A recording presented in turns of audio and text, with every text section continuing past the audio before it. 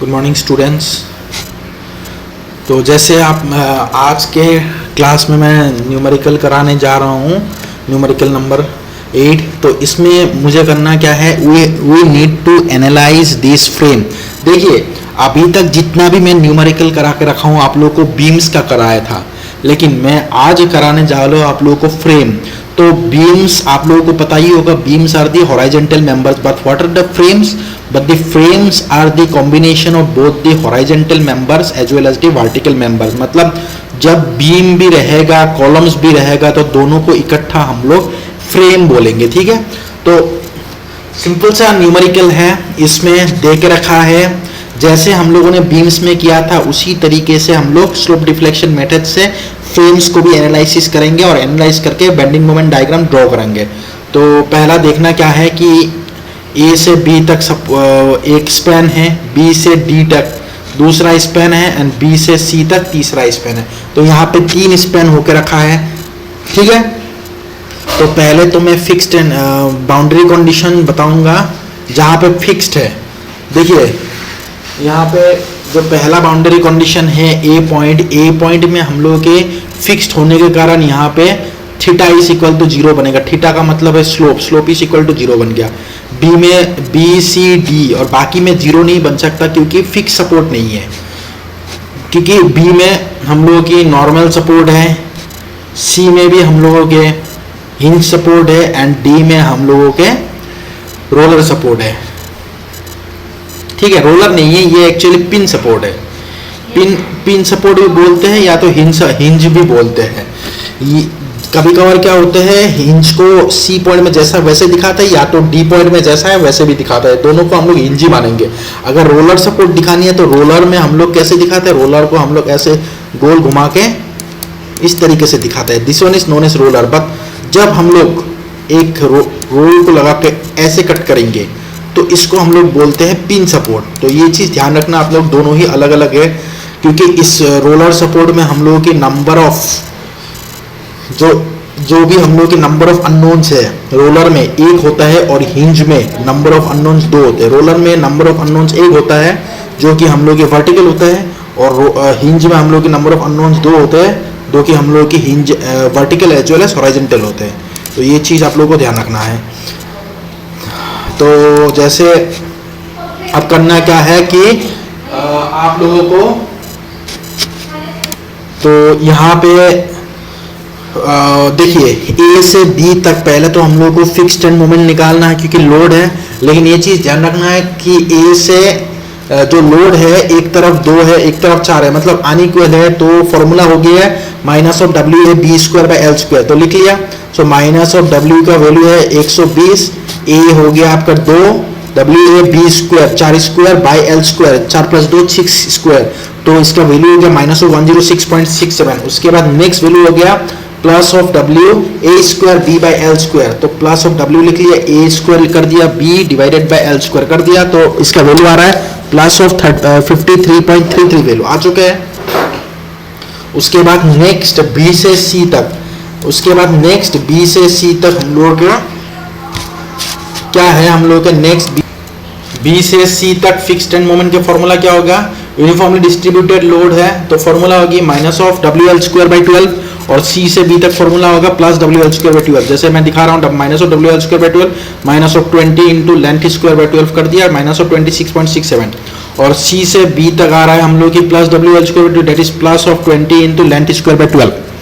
So simple सा numerical है, जैसे बी में हम लोग कर रहे थे उसी तरीके से हम लोगों को फ्रेम में भी फिक्स्ड एंड मोमेंट निकालने स्टेप नंबर 1 में। अब बी से सी, अब बी से डी तक ये एक है। अब देखिए अगर इस बी से डी तक एक स्पैन है, लेकिन इस स्पैन को इस तरीके से देखना है ताकि लोड जैसे बीम के ऊपर रहता है उसी तरीके से बीम के ऊपर रहे। तो ये वाला जो मेंबर है इसको हम लोग 2 तरीके से देख सकते हैं। यहाँ पे डी भी लिख सकते हैं, यहाँ पे डी भी लिख सकते हो, बी भी लिख सकते हो। लेकिन हम लोग को इस तरीके से लिखना है ताकि बीम के ऊपर लोड है। तो 20 किलो न्यूटन बीम के ऊपर आ गया तो इसको कैसे घुमाना होगा, इसको इस तरीके से घुमाना होगा। तो जैसे आप लोग देख पा रहे हैं, घुमाएंगे तो यहाँ पे डी पॉइंट आएगा और यहाँ पे बी पॉइंट आएगा। तो D point moment from D to B minus होगा और moment from B to D positive होगा। तो ज़्यादातर लोग इस पॉइंट में कंफ्यूजन क्रिएट होते हैं, मतलब इस पॉइंट में लोग गलती करते हैं, क्योंकि देखना ये है कि 20 नीचे ना लगे, क्योंकि नीचे लग जाएगी तो फिर गड़बड़ हो जाएगा। तो ऊपर लगाने, क्योंकि लोड हमेशा ऊपर की डायरेक्शन से लगते हैं, ऊपर लगते हैं लोड, नीचे की तरफ नहीं लगते। तो इसको ऊपर की तरफ घुमाने से डी पॉइंट आ गया लेफ्ट में, बी पॉइंट आ गया राइट में।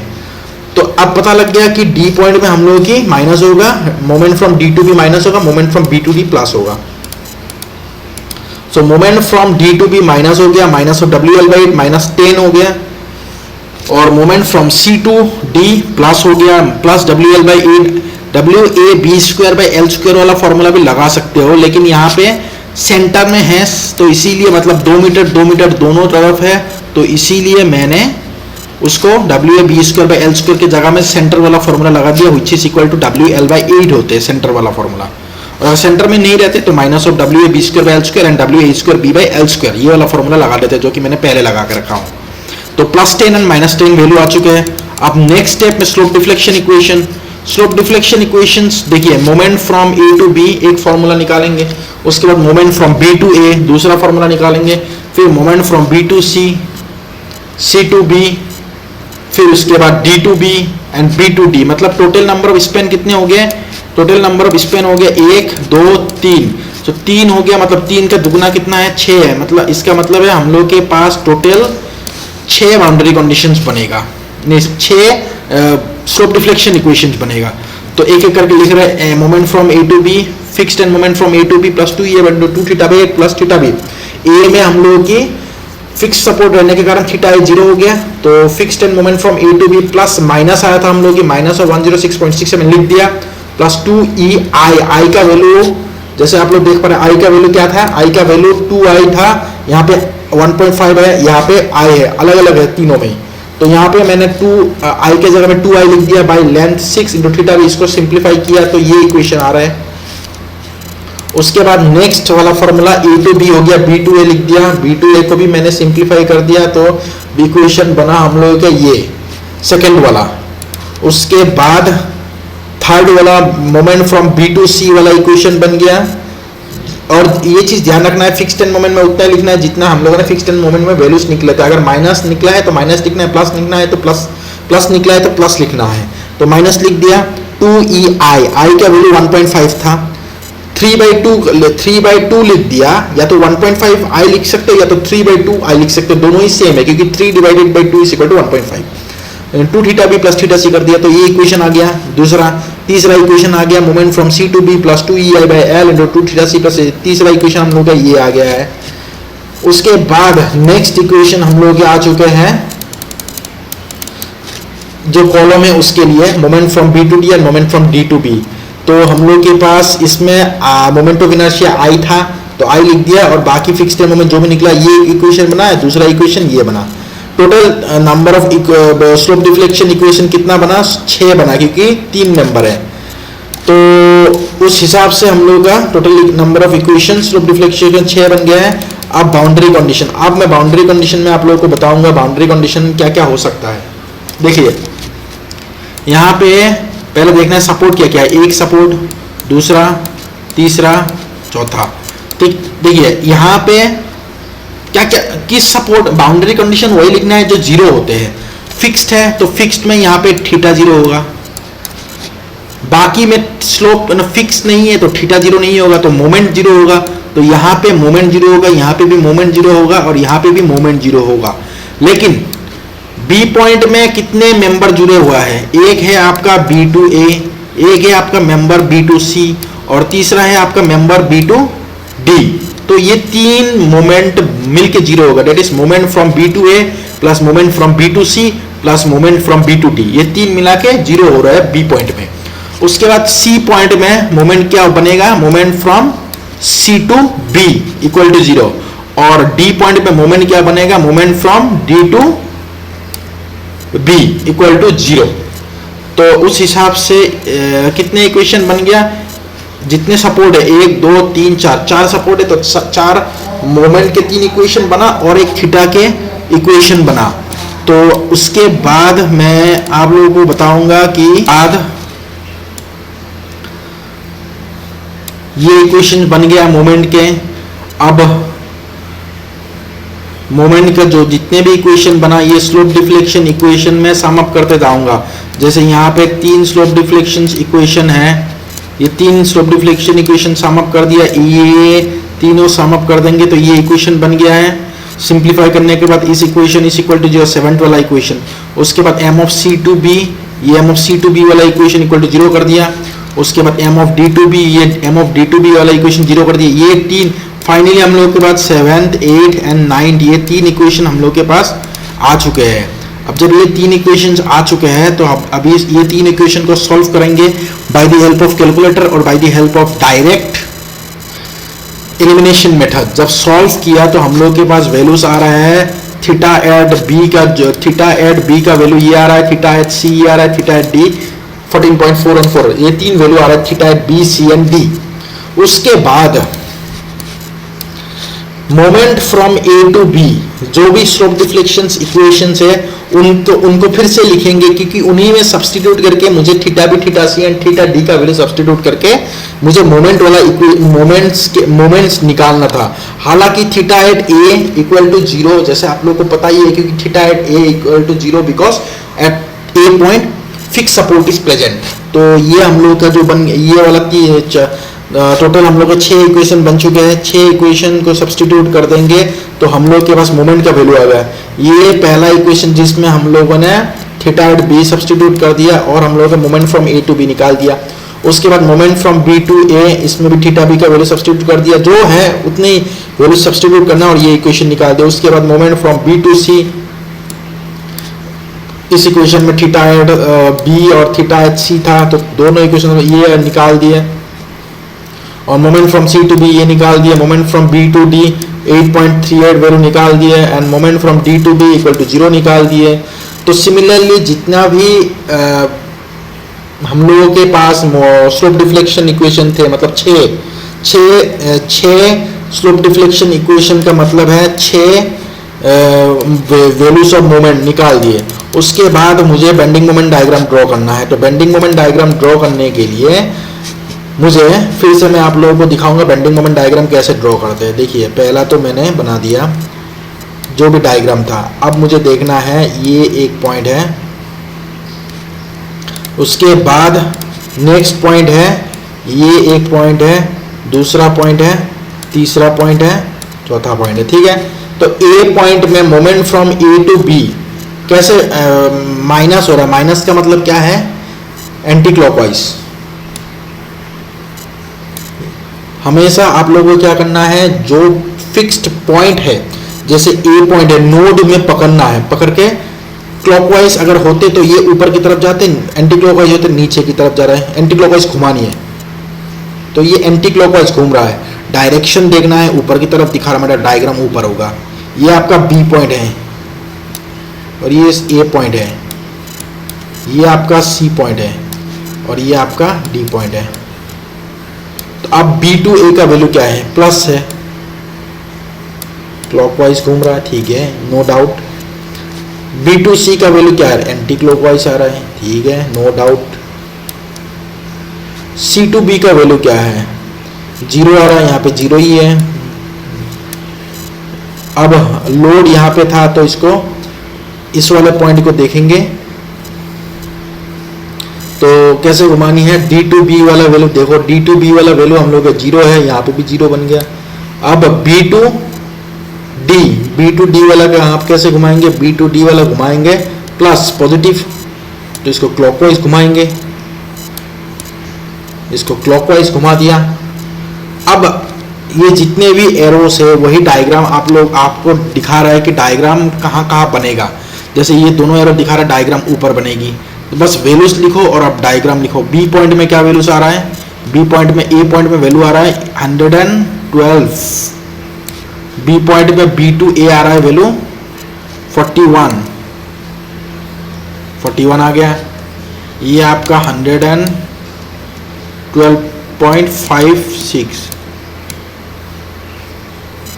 उसके बाद यहाँ पे वैल्यू है आपका 41 पॉइंट, यहाँ पे आपका ये वाला वैल्यू है। उसके बाद B2C में वैल्यू क्या है, ये थोड़ा ज़्यादा है 49 पॉइंट, तो 49 कर दिया क्योंकि ऊपर की तरफ दिया 49 कर दिया। उसके बाद C पॉइंट में वैल्यू 0 है, तो सीधा सा बात है C पॉइंट में 0, ये जितने भी स्ट्रेट लाइन बनेगा तो ज्वाइन कर दिया।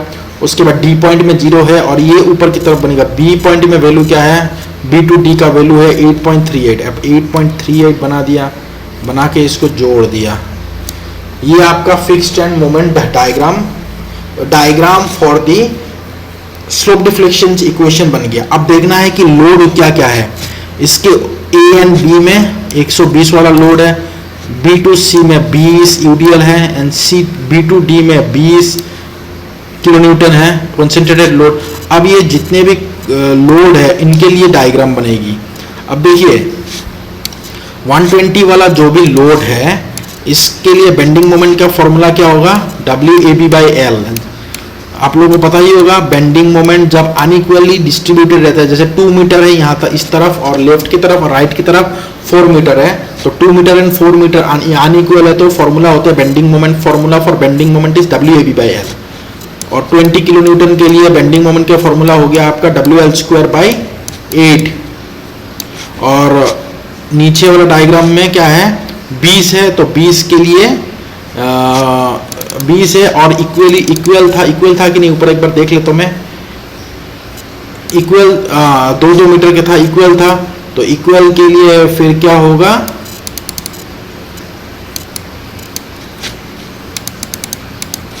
इक्वल के लिए फॉर्मूला बनेगा WL/, देखिए इक्वल ये चीज आप लोगों को देखना है कि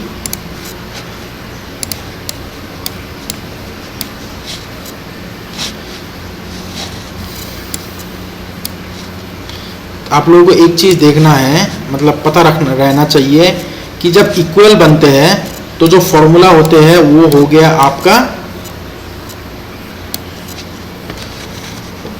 WL/4। इक्वल रहते हैं तो फॉर्मूला बनता है WL/4 और अनइक्वल रहते हैं तो फॉर्मूला होगा WL/4 की जगह में WAB/L। ये दोनों ही अगर इसमें अनइक्वल रहते हैं तो इसमें WAB/L होते हैं, या तो अगर इक्वल भी अगर सिंप्लीफाई करने के टाइम पे अगर WAB/L के जगह में A और B का वैल्यू सेम लिखेंगे तब भी बनेगा वही है। तो फाइनली इतने वैल्यू से A और B पता है, लेंथ पता है, W हर एक में अलग अलग है तो पता है सब फॉर्मूला जब पता है तो हम लोग सीधा सा बात है हम लोग वैल्यू सब्स्टिट्यूट कर सकते हैं। तो हम लोग क्या करेंगे, अभी वैल्यू सब्स्टिट्यूट करके निकाल देंगे। अब हम लोग के पास ऑलरेडी देखिए जो डायग्राम मैंने आप लोगों को दिखाया वो डायग्राम ऑलरेडी आप लोग देख पा रहे हैं यहाँ पे बनी है।